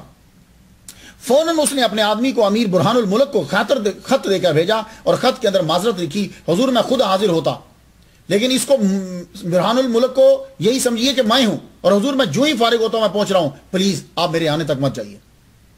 برہان الملک جو ہے وہ آپ کے پاس پہنچا تو معذرت نامہ آپ نے پڑھا, آپ رک گئے, آپ کو وہ خیمے میں لے گیا. جب وہ بغاوت کو کچلنے کے بعد فارغ ہوا, مظفر شاہ جب آیا غلاموں کی طرح آپ کے آگے کھڑا ہو گیا. کہتا حضور مت جائیے, آپ جو فرماتے ہیں میں ماننے کو تیار ہوں. تو آپ نے فرمایا کہ تو دہلی کے اندر چھوڑ کر ان کو بندوں کو تو کہاں بھاگ گیا تھا. کہنے لگا جی نہ جاتا تو گجرات کیسے بچتا, پھر وہ بھی تباہ ہو جاتا. تو میں نے اسے بچا لیا, یہ ہاتھ سے نکل گئی, پلیز آپ میرے ساتھ چلیے. آپ نے فرمایا ٹھیک ہے, رات سوچتے ہیں, تم جاؤ. رات حضور صلی اللہ علیہ وآلہ وسلم کا دیدار ہوا. آپ فرمانے لگے تم اس کے ساتھ نکل جاؤ, وہیں دین کی تبلیغ کرنا ہے. ٹھیک ہے. صبح ہوئی, پھر وہ دربار میں حاضر ہوئے. بیٹا بھی تاتار خان, مظفر, یہ شاہ, یہ سارے حاضر ہوئے. تو کہا ٹھیک ہے ہماری ڈیوٹی لگ گئی, سرکھیج میں ہمیں پہنچنا ہے. فوراً سرکھیج کے حاکم کو سرنامہ جاری کر دیا گیا. سرکھیج کے حاکم ملک بدر کو حکم جاری کیا گیا کہ حضرت شیخ احمد افختو رحمہ اللہ تشریف لا رہے ہیں, شاندار استقبال کیا گیا. حکم کی تکمیل ہوئی, استقبال کیا گیا, آپ کے لیے مکان کا انتظام کیا گیا. آپ اس مکان میں رہنے لگے. آپ نے کہا کہ اب میں خانقاہ بناؤں گا, مسجد بنواؤں گا. سب نے مل کر آپ کے ساتھ خانقاہ بنائی, آپ کے ساتھ مل کر مسجد بنائی. اب وہاں آپ نے ڈیرا لگا دیا، ڈیرا لگایا۔ مظفر شاہ ایک دن حاضر ہوا، 100 رکابییں اس نے، وہ جو پیالے تو 100 رکابییں آپ کی بارگاہ میں پیش فرما لگا، یار 100 ہم نے کیا کرنی، ہمارے لیے تو ایک ہی کافی ہے۔ کہنے لگا نہیں حضور، آپ کی خانقاہ کے اندر اتنے لوگ آتے ہیں، بہت سے لوگوں کو یہ ضرورت ہوگی، آپ لیجئے اور قبول کیجئے۔ آپ نے تحفہ قبول کیا۔ آپ کا لنگر خانہ اتنا چلا اتنا عام ہوا، لشکر بھی آ کر وہاں کھانا کھاتے تھے۔ 1,25,000 تنگ کا وہاں جو ہے وہ سالانہ خرچ ہوتا تھا۔ لوگوں نے آپ کو گنج بخش پکارنا شروع کر۔ قطب عالم بڑی عقیدت رکھتے تھے، شاہ عالم بڑی عقیدت رکھتے۔ اس کی وجہ کیا ہے؟ اس لیے کہ قطب عالم کے دادا مخدوم جہانی جہاں گشت رحمۃ اللہ علیہ سے شیخ احمد افخر مولا کی بڑی عقیدت تھی۔ اس عقیدت کی بنا پر آپ ان کا خیال رکھتے تھے، تو قطب عالم رحمۃ اللہ علیہ آپ کے پاس آیا کرتے تھے اور آپ ان کی بڑی مالی بھی خدمت کرتے تھے، ویسے بھی آپ ان کی خدمت کیا کرتے تھے۔ اللہ اکبر جل شانہ، نقدی نذرانہ بھی دیتے۔ ویسے بھی یوں لگتا کہ جیسے قطب عالم تشریف نہیں لائے بلکہ شیخ احمد افخر مولا قطب عالم کی بارگاہ میں آئے ہیں۔ ایک دن قطب عالم رحمۃ اللہ نے کہا حضور مجھے اپنا مصلی اور کھڑائیں عطا کیجیے۔ گویا کہ یہ اشارہ تھا کہ میں آپ کے سلسلے میں بھی اجازت چاہتا ہوں کہ آپ مجھے اجازت دیجیے تاکہ میں اس میں بھی بیعت کر سکوں۔ تو آپ نے مغربیہ سلسلہ جو ہے اس کے بھی اندر جو ہے وہ اس کا فیض دیا، خلافت آپ نے ان کو دی، اور جو انہوں نے چیزیں مانگی تھی وہ دی۔ قطب عالم شیخ احمد افخر رحمہ اللہ سے 50 سال چھوٹے تھے۔ شیخ احمد افخر 1338 میں پیدا ہوئے اور قطب عالم 1388 میں پیدا ہوئے۔ سلطان احمد شاہ اور شیخ احمد افخر۔ مظفر شاہ تو دنیا سے چلا گیا، اب اس کا پوتا جو ہے سلطان احمد شاہ، یہ بھی آپ کا دیوانہ، یہ بادشاہ بھی، اور اکثر آپ کے پاس آ کر بیٹھا کرتا۔ 1411 میں حکومت اپنے ہاتھ میں اس نے لی سلطان احمد شاہ نے۔ اس وقت شیخ احمد افخر مولا کی عمر 73 سال تھی۔ سلطان احمد شاہ کو آپ سے بڑی عقیدت تھی، یہی وجہ ہے کہ اس کا نام آج تک سلامت ہے۔ وہ اکثر آپ کے حجرے میں آ کر بیٹھ جاتا۔ ایک دن حجرے میں بیٹھا ہوا تو کہنے لگا مجھے حضرت خضر علیہ السلام کو دیکھنا ہے۔ اس وقت خضر علیہ السلام شیخ احمد خطو کے کمرے میں بیٹھے ہوئے تھے، مجھے ان سے ملنا ہے۔ آپ نے ان کی طرف دیکھا، انہوں نے فرمایا اس کو بولو کہ چلا کرے، تو بادشاہ کو چلا کروایا گیا۔ اب پھر وہ 40 دن کے بعد آیا تو کمرے میں اس وقت بھی خضر علیہ السلام تھے۔ تو خضر علیہ السلام نے کہا اس کو بولو ابھی اور کرے۔ 120 دن پورے کروائے گئے۔ اس کے بعد جب وہ کمرے میں آیا تو اندر آگے اب اس کو نظر آ رہے تھے۔ تو یہ بات یاد رکھیے گا کہ انسان کو چیزیں نظر آتی ہیں لیکن اس کے سٹیجز ہوتے ہیں۔ اب جیسے دیکھیے اس آنکھ سے کچھ چیزیں میں دیکھ لوں گا، کچھ چیزیں ہیں کہ مجھے گلاسز لگانے پڑیں گے، کچھ چیزیں ہیں کہ مجھے خوردبین سے دیکھنی پڑیں گی۔ آپ سمجھ رہے ہیں اس بات کو؟ تو اسی طرح روحانیت کے اندر نہیں ہوتا ہے، کچھ چیزیں ویسے نظر آ جاتی ہیں، کچھ چیزیں 1 چلہ کرو، 2 چلے کرو، 3 چلے کرو۔ تو لطیف جب جسم ہو جاتا ہے، انسان گناہوں سے مطلقاً پاک ہو جاتا ہے، تو پھر اس کو وہ چیزیں نظر آنے لگ جاتی ہیں، فرشتے نظر آتے ہیں، ہر چیزیں نظر آتی۔ تو حضرت خضر علیہ السلام 120 دن کے بعد جب آئے تو سلطان احمد شاہ تو اس کو خضر علیہ السلام نظر آ گئے، بیٹھے، گفتگو شروع ہو گئی۔ گفتگو جب شروع ہوئی تو سلطان احمد شاہ نے کہا کوئی بات تو سنائیے۔ آپ نے کہا اچھا چلو تمہیں سناتے ہیں ایک بات۔ یہ دریائے سبرمتی ہے نا، جو میں بہت سینکڑوں سال پہلے اس کے کنارے سے گزرا تو بہت خوبصورت آبادی مجھے نظر آئی۔ ایک حلوائی بیٹھا ہوا تھا تو میں نے اسے یہ کہا کہ مجھے تھوڑا سا حلوہ دے دو۔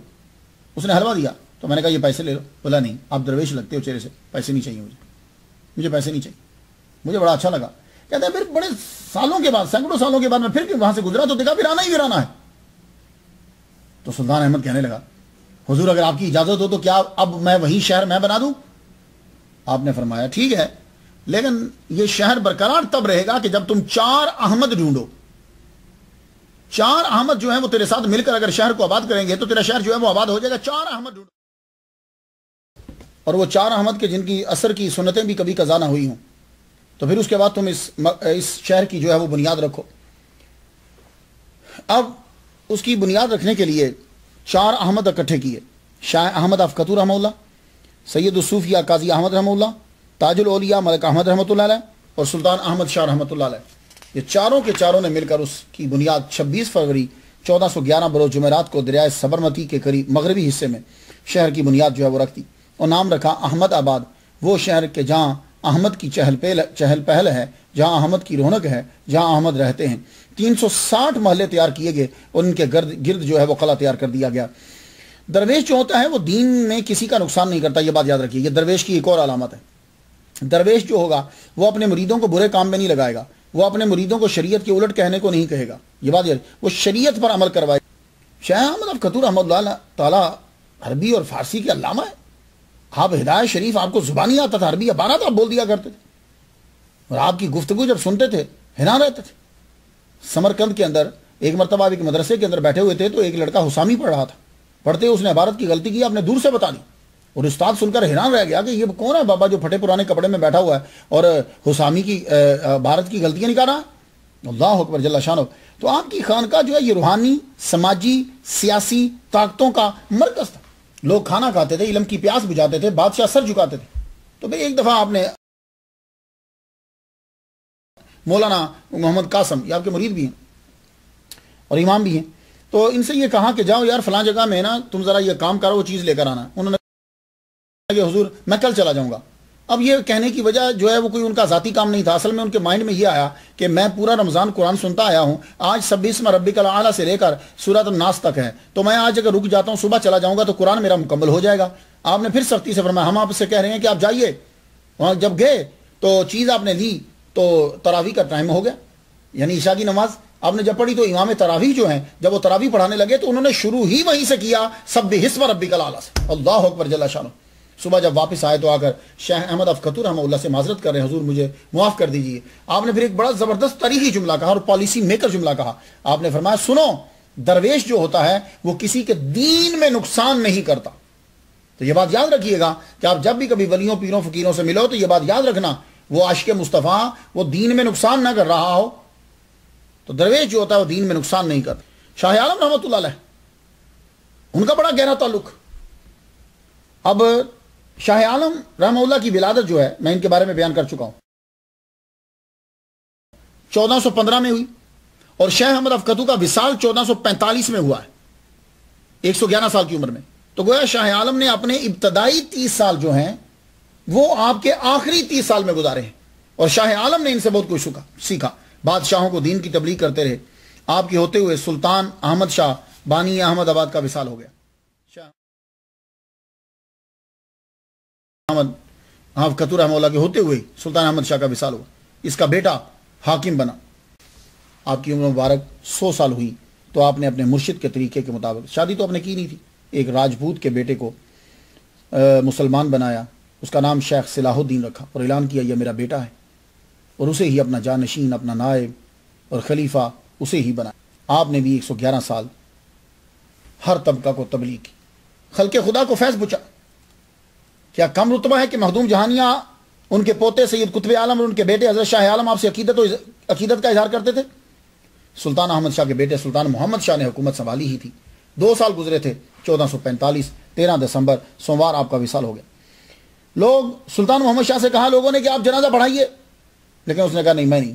تو آپ کے مرید و شاگرد مولانا قاسم جو ہیں جو امام مسجد بھی تھے انہوں نے جنازہ پڑھایا۔ حکومت کی طرف سے مزار کی تعمیر شروع ہوئی اور ایک مسجد کی بھی، اور یہ کام مکمل ہوا اس کے بیٹے قطب الدین احمد شاہ کے دور کے۔ اب آپ جاؤ مسجد اور مزار سبحان اللہ، سلطان بیگڑا، اس کا معنی ہوتا ہے 2 قلعوں کا فاتح بیگڑا۔ اس نے شاندار کمپلیکس بنوایا، تالاب بنوایا، کمرے بنوائے۔ تالاب لوگوں کی ضرورت پوری کرتا تھا، پچھلے 7 سال سے خشک ہو گیا، لوگ وہاں کرکٹ کھیلا کرتے تھے، لیکن ابھی یہ 2012 کے اینڈ میں 13 میں بارش پھر ہوئی، ٹکا کے بھر گیا۔ سلطان نے اپنا مزار بھی بنوایا۔ اب اگر آپ وہاں جاؤ تو شیخ احمد افخطو کا مزار سیاسی، مذہبی اور سماجی یہ ساری طاقتیں آپ کو آپ کے مزار پہ یکجا نظر آئیں گی۔ شیخ احمد افخطو کا مزار جو شیخ الاسلام گنج بخش ہیں، ولی کامل ہیں، وہاں محل اور سلطان کا مقبرہ ہے جو سیاسی طاقت تھے، وہاں خیمے اور تالاب ہیں، یہ سماجی طاقت کا ملاپ اظہار ہے۔ تو یہ تصوف ہوتا ہے جو امن، سکون اور طاقت کو ایک جگہ جمع کر دیتا ہے۔ آ جاؤ احمد آباد والو، دیکھو شیخ احمد افخطو کے مزار کو، بادشاہوں نے اس کی قبر کے قریب قبر چاہی۔